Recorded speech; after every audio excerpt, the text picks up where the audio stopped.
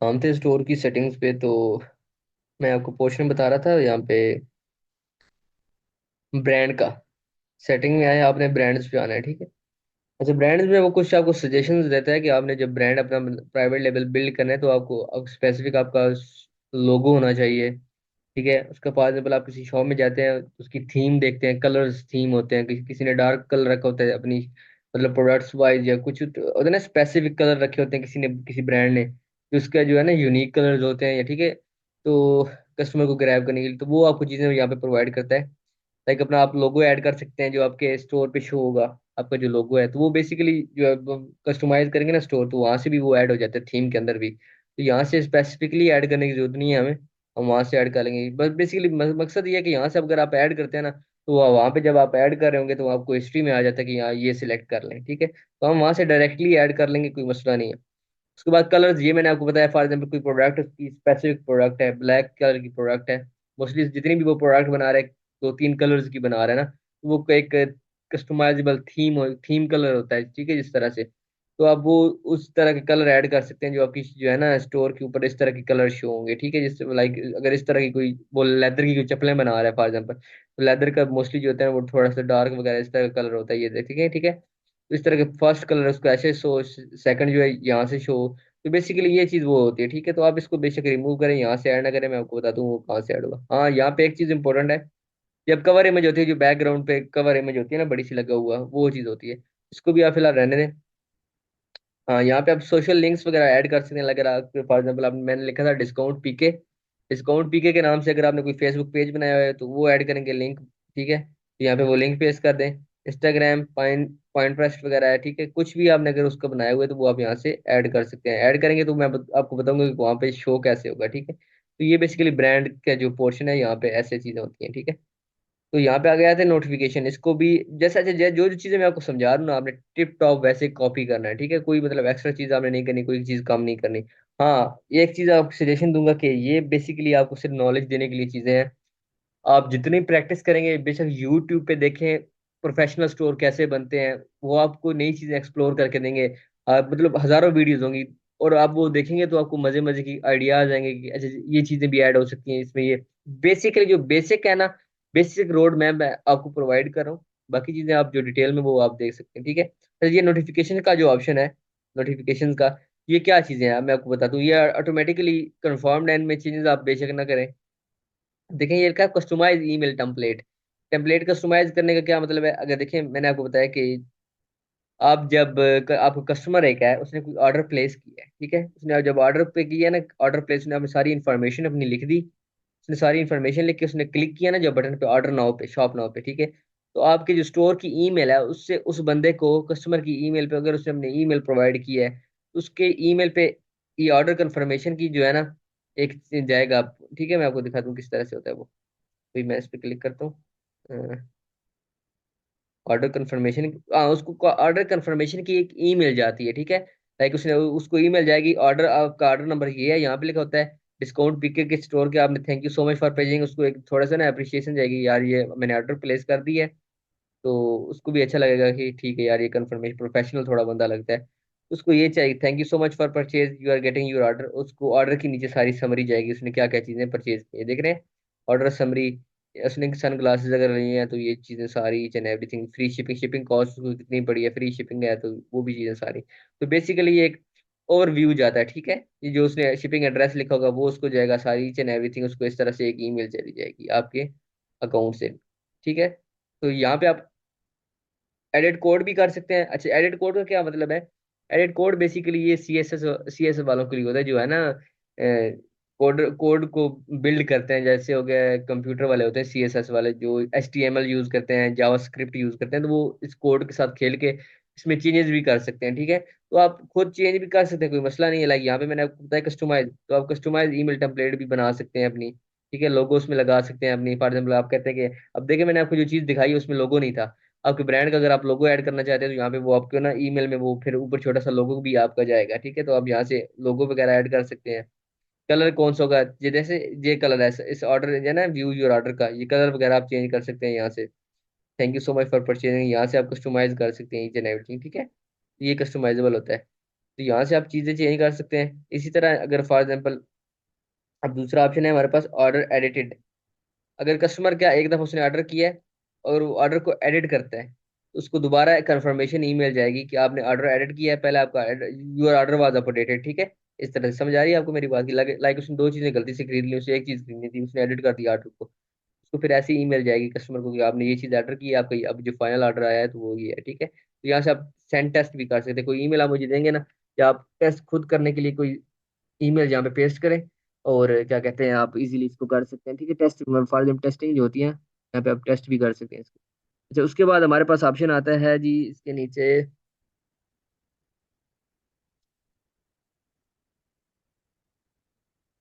Order invoice का। अच्छा, order invoice भी वही चीज़ है, तो टोटल जाएगी क्या कहते हैं इनवाइस, ठीक है।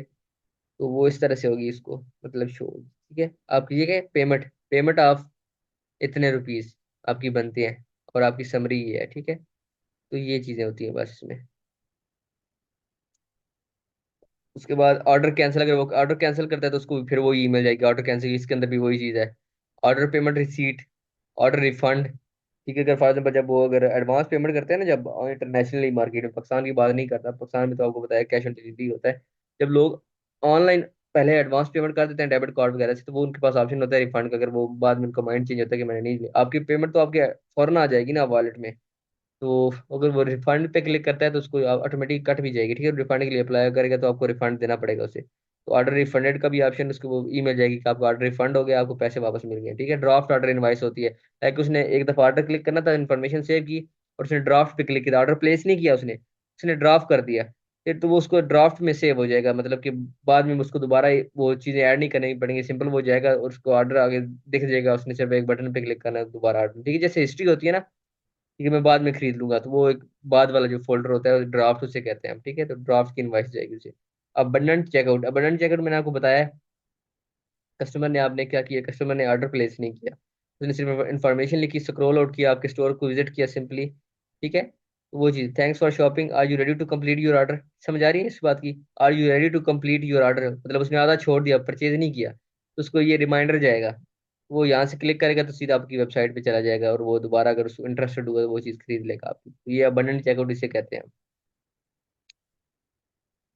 अच्छा, उसके बाद पीओएस एंड मोबाइल रिसीट है, इसको छोड़ दें, ये हमारे पीओएस हमारे काम की चीज़ नहीं है, ये भी पॉइंट ऑफ सेल है, पॉइंट ऑफ सेल और चीज़ है, हमारा बेसिकली ऑनलाइन स्टोर के साथ काम है, तो ये हमारे काम की चीज़ नहीं है, इसको आप छोड़ दें।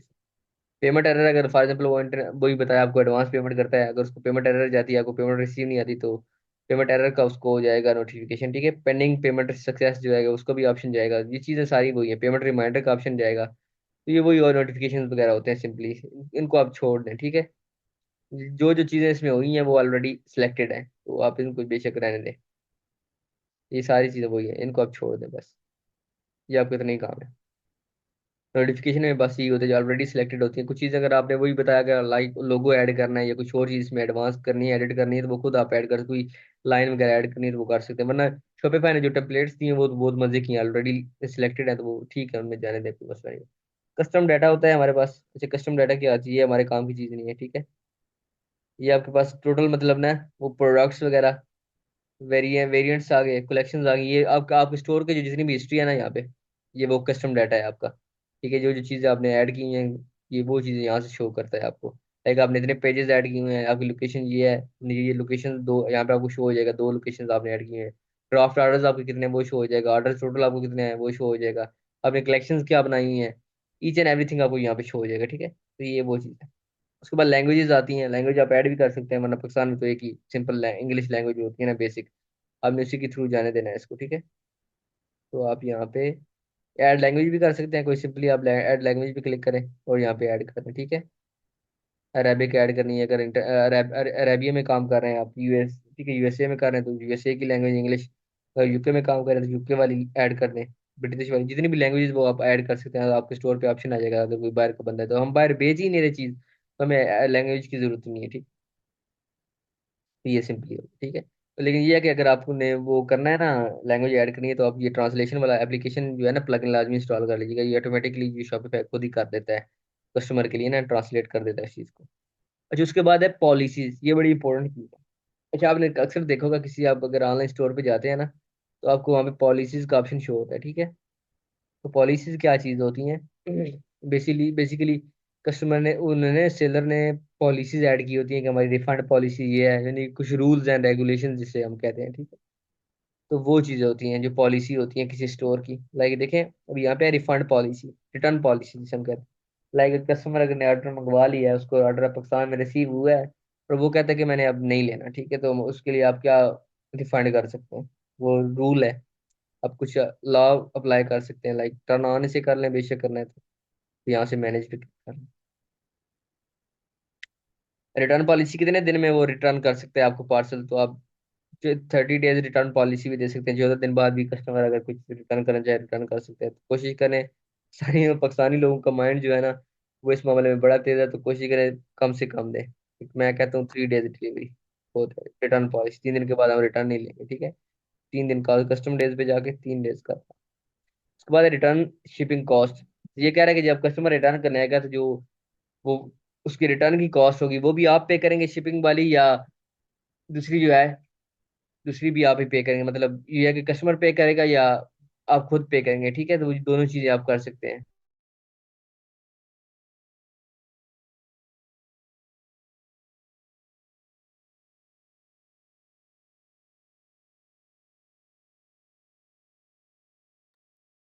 अच्छा, जो मैं बता रहा था कि आपको फॉर एग्जांपल अगर आप रिटर्न करते हैं ना कोई चीज, तो रिटर्न में ये होगा कि कस्टमर जो है उसको शिपिंग चार्ज, क्योंकि आप जब वहां से वो रिटर्न भेजेगा, वो भी किसी कोरियर के थ्रू ही भेजेगा, उसके भी पैसे लगेंगे ना। मतलब बेशक अभी ये कि 200 रुपया लगे, 300, तो वो भी क्या आप ही पे करेंगे या कस्टमर खुद पे करेगा? तो वो आप पे डिपेंड करता है। फ्री रिटर्न शिपिंग भी दे सकते हैं, लाइक खुद वो भी आप पे करेंगे, या फिर आप कस्टमर प्रोवाइड रिटर्न, ठीक है, कस्टमर या खुद वो पे करेगा रिटर्न की जो है ना, कोरियर वालों को डिलीवरी है वो कस्टमर ही पे करेगा। उसके बाद फ्लैट रेट रिटर्न हो सकते हैं, लाइक आपने एक फिक्स कर दिए हैं कि यार इतने रिटर्न के हैं, 200 रुपया आप लिख सकते हैं रिटर्न के, ठीक है। तो वो कस्टमर 200 रुपया देगा तब जो है ना शिपिंग चार्जेस, तो वो एक फ्लैट हो जाता है ना आपके, मतलब उसको ऑर्डर आ जाएंगे, मतलब उसको शो हो जाएगा, अच्छा मैं रिटर्न कर रहा हूँ तो मुझे 200 रुपया देना पड़ेगा, ठीक है। तो ये जो चीजें है ना, वो चीज।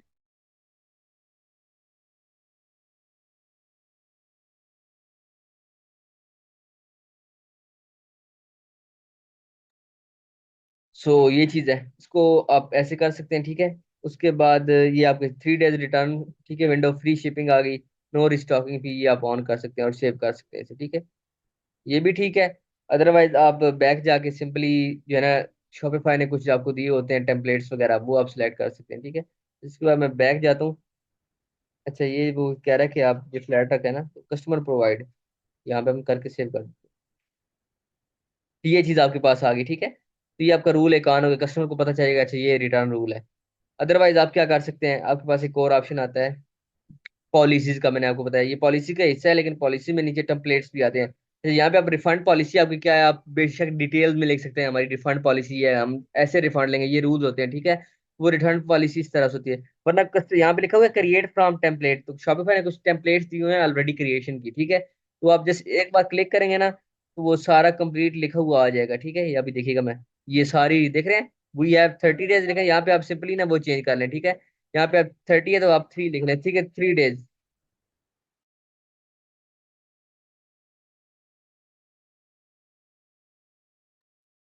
ठीक है। तो बेसिकली कहने का मतलब ये है कि यहाँ पर इसमें जो जो चीजें आपने एडिट करनी है वो कर लें, ठीक है। और ये सारी टेम्पलेट्स ऑलरेडी उसने दे दी हैं आपको, ये इसमें बस आपको ज्यादा लिखने की जरूरत नहीं पड़ेगी। ये रिफंड, उसके बाद प्राइवेसी पॉलिसी होती है, ये भी आप क्रिएट फ्रॉम टेम्पलेट करें, तो ये भी सारी उसमें लिखी हुई आ जाती है, ठीक है। बेशक कस्टमर कस्टमर ना कस्टमर पढ़ता है ना वो, लेकिन ये है कि पॉलिसीज ऐड होनी चाहिए, थोड़ा प्रोफेशनल लगता है, ठीक है।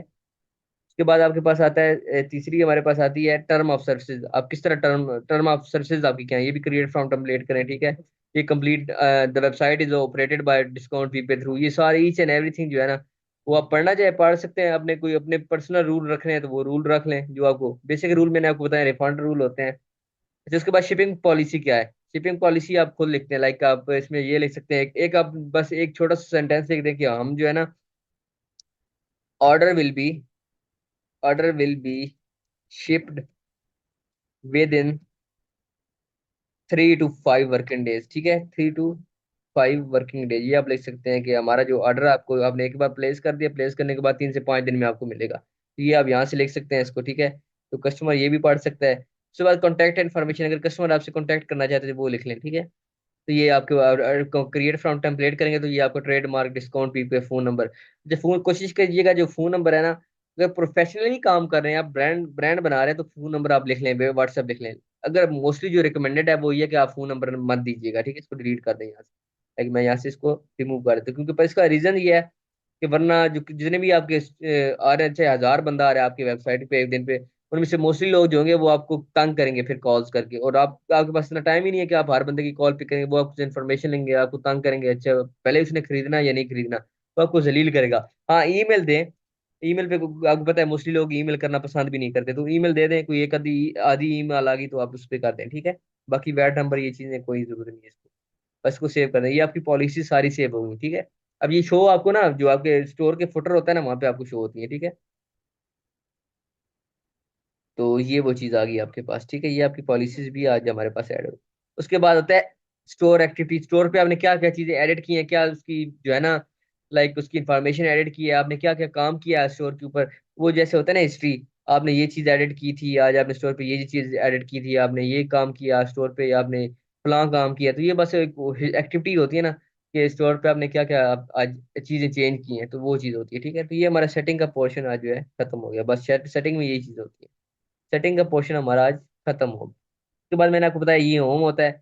होम पे बेसिकली क्या होता है, हमारे पास ये चीज सजेशन आई है, इसको बेशक आप रिमूव कर दें यहाँ से, इसको मैं यहाँ से खत्म कर देता हूँ, ठीक है, ये हो गया।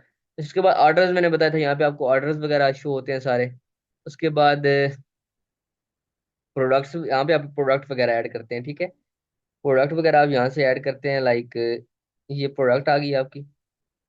ये प्रोडक्ट पे आपने क्लिक किया, और यहाँ पे आप देखें प्रोडक्ट का कोई भी आप टाइटल जो होता है, टाइटल होता है लाइक वाइट शर्ट, जो भी लिख लें, मेंस शर्ट, स्लीव शर्ट, ठीक है, कुछ भी आप लाइक। अगर मैं आपको एग्जांपल देता हूँ एक, किसी स्टोर को ओपन करके ना,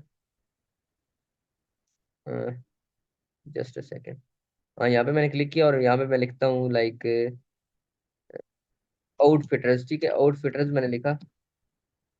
आउटफिटर की मैं वेबसाइट पे चला जाता हूँ, और ग्रेट विंटर कलेक्शन पे चला जाता हूँ। कोई हमने बस आइडिया एग्जांपल लेनी है ना, मैं एग्जांपल आपको दिखा रहा हूँ। अदरवाइज हाँ देखिए, किसी भी स्टोर के उसमें फोटोज पे चला जाता हूँ मैं, and no product found. And अगर हम जा मैं जस्ट सेकंड कलेक्शन पे जाता हूँ, ऑल पे जाता हूँ, कोई प्रोडक्ट इसका देख लेते हैं।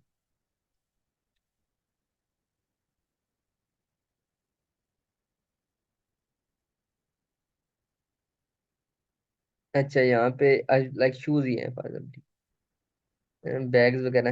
ये देखिए ना, ये टाइटल होता है आपका बेसिकली, जो आपने उसका प्रोडक्ट का टाइटल लिखा होता है ना, अब उसने लिखा है लेदर बैग पैक, ठीक है, ये आप कॉपी कर लें। एग्जांपल दे रहा हूँ आपको फिलहाल, ठीक है, तो यहाँ पे आप लिख सकते हैं, लाइक आप बेशक उसको वाइट शर्ट या कोई शर्टें बेच रहे हैं, तो शर्ट्स का नाम जो होता है, ठीक है, जो बेसिकली टाइटल होता है ना, वो होता है यहाँ पे, ठीक है। उसके बाद डिस्क्रिप्शन, उसके जितने भी की एंड की पॉइंट्स हैं, उसकी क्वालिटीज जो आपने बतानी है, लाइक मैं इस पे बैग पे क्लिक करता हूँ, देखिए इसने डिस्क्रिप्शन लिखी होगी इसके बारे में, ये डिस्क्रिप्शन है इसकी। Do not bleach, do not dry clean, ये कुछ चीजें उसने लिखी हुई है, प्रिकॉशंस वगैरह लिखी हुई है, ठीक है। इसकी डिलीवरी एंड रिटर्न भी उसने लिखा हुआ है, सारी पॉलिसी उसने ऐड की हुई है, ठीक है। तो ये बेसिकली डिस्क्रिप्शन ऐसे शो होती है, ये जो चीज़ है ना नीचे, लाइक मैं यही लिख देता हूँ कंपोजिशन फॉर एग्जाम्पल, कॉपी करने के लिए। ये मैंने कॉपी की इसको, और मैं ये यहाँ पे प्रोडक्ट ऐड करूँ ना बेसिकली फिलहाल, ये मैंने प्रोडक्ट ऐड कर दी, ठीक है। एंड उसके बाद मीडिया, ये आपका है, या आप पिक्चर्स वगैरह ऐड कर सकते हैं, ठीक है। फॉर एग्जाम्पल मैं इसी की पिक्चर वगैरह यहाँ से ले लेता हूँ, यहाँ पे मैं कैंसिल कर दूंगा एक दफ़ा, एंड इसी बैग को मैं सेव कर देता हूँ, ठीक है, सेव इमेज डेस्कटॉप पे, ठीक है, कर देते हैं एक दफ़ा। और अब मैं यहाँ से एक आपको पता है एग्जाम्पल के तौर पे ऐड कर रहे हैं ना, तो आप कोई भी फिलहाल कर लें, कोई मसला नहीं। इधर भी, इधर भी, इधर भी।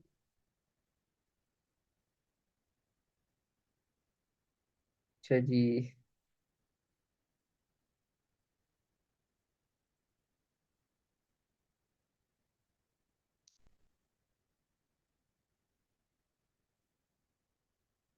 ये भी नहीं है। अच्छा, यहाँ पे आइए, ये आ गई हमारे पास, ये हमने पिक्चर, अब बेसिकली 5-6 पिक्चर्स ऐड कर दें, ठीक है। और उसको आप चीज़ें सिलेक्ट कर सकते हैं। ये अब आपकी पिक्चर यहाँ पे अपलोड होगी। यहाँ पे प्राइसिंग होती है। प्राइसिंग क्या होती है बेसिकली, कि आपने कितने का बेचना है। मैं इसको 2,000 का बेच रहा हूँ, ठीक है, फॉर एग्जाम्पल।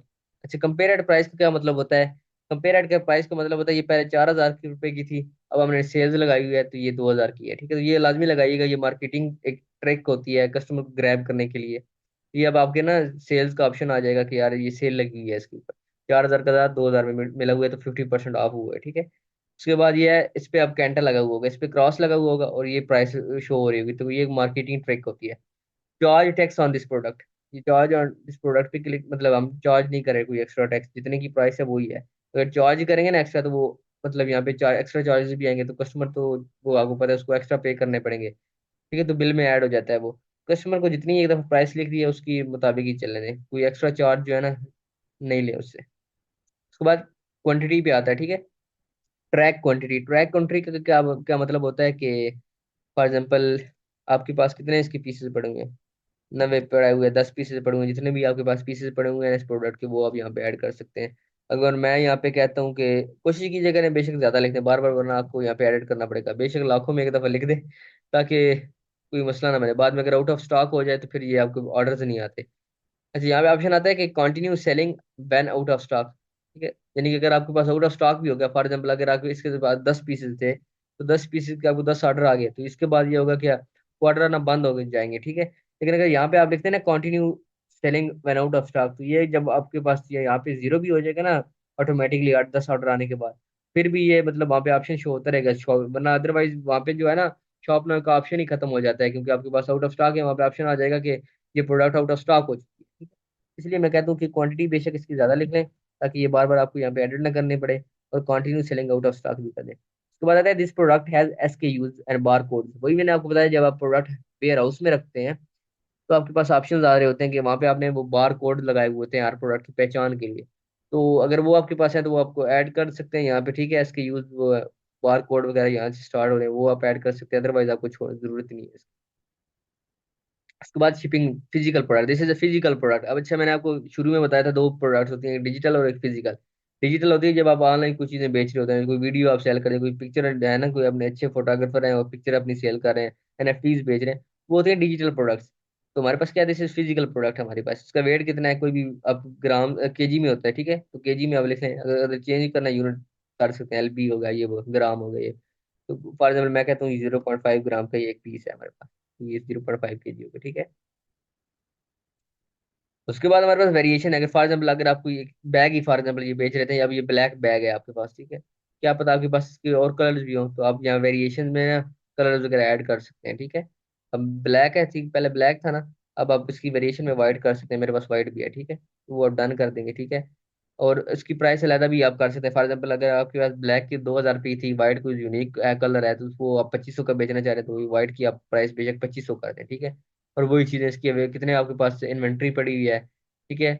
और ये बार कोड एंड SKUs वो चीज़ें होती हैं, ठीक है। तो वेरिएशन कोशिश करें शुरू में वेरिएशन वाले प्रोडक्ट में ना जाए, ऐसा प्रोडक्ट ढूंढें जिसकी वेरिएशन ना हो, ठीक है, ताकि आपको बार बार वो प्रॉब्लम ना हो। उसके बाद ये सर्च इंजन लिस्टिंग है, कि अगर कोई कस्टमर आपके गूगल पे लिखता है ना, तो इस तरह का उसको शो होता है, इस पर क्लिक करेगा तो आपके स्टोर पे चले जाएगा, ठीक है। तो ये आप सेव करने फिलहाल, फिर मैं सेव करता हूँ तो हमारे पास क्या ऑप्शन आएगा। अब ये हमारा एक प्रोडक्ट ऐड हो गया, अब मैं आपको दिखाता हूँ कि आपका स्टोर किस तरह का दिख रहा है। ये प्रोडक्ट ऐड हो गया ना।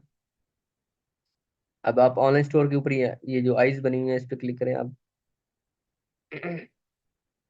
अब ये देखें, अब आपका स्टोर फिलहाल ऐसे शो हो रहा है, अभी हमने कुछ भी ऐड नहीं किया ना, इसमें स्टोर कस्टमाइज ही नहीं किया हमने। तो ये आपका स्टोर इस तरह से दिख रहा है, ये देखें, ये फीचर प्रोडक्ट पे आपका एक प्रोडक्ट ऐड हो गया, ये देखिए, लेदर बैकपैक।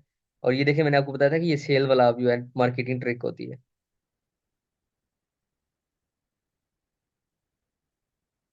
अच्छा जी, वाइंड अप, ठीक है ब्रदर, बस वाइंड अप करते हैं। अच्छा, बस बाकी इंशाल्लाह कल करेंगे, ठीक है। अच्छा, ये आपके पास हो गया, प्रोडक्ट ऐड हो गया, ये 4,000 रुपये जो है ना इस पे वो लिखा हुआ है, ठीक है। बस जो अब मैंने आपको बताया था कि पहले 4,000 प्राइस इस पे कैंटा आ गया, अब 2,000 की बिक रही है। अब जब कस्टमर इस पे क्लिक करेगा, ये सेल का ऑप्शन भी इस पे लग गया है, ठीक है। तो ये बैक बैक आपका आ गया, ठीक है। इस तरह का आपने ये देख रहे हैं नीचे इसकी जो सारी डिस्क्रिप्शन मैंने आपको बताई, ये इस तरह से आ गई आपकी। और ये चीज़ें होती हैं, ठीक है। ये हमारी एक प्रोडक्ट ऐड होगी, बाकी इंशाल्लाह कस्टमाइज हम बाद में करेंगे, आज के लिए इतना काफ़ी है, ठीक है। सो अल्लाह हाफिज़, इंशाल्लाह आपको रिकॉर्डिंग वगैरह मिल जाएगी।